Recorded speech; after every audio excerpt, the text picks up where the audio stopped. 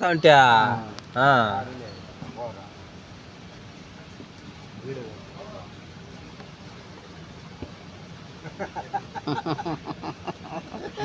వాడు శివునికి అయిపోతుంది అన్నమాట. ఏమైంది? కొత్తగా పెళ్లి చేసుకొని వచ్చినాడు అట్లా. మల్లెపూలు ఓటు మంచం పైన పెట్టినారంట.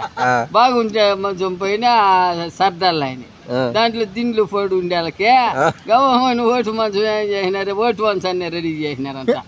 పైకి బాగుంది కదా మంచం అనుకొని సరే ఈ మూల చుట్టేసి నీట్గా పెట్టేసి ద్రాక్ష అంటి పండ్లు మా ఆపిలికాయలు చిన్నికాయలు అన్ని జోడిచ్చేసినారంట.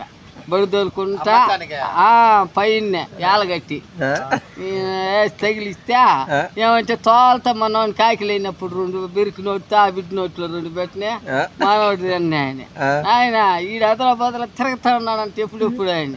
సరే మనోడు ఇంత తుసారిగా ఉన్నాడు కదా పోయి పడినాడంట. అవన్నీ మంచం క్యూ అంటాడంట కిటకిట అని.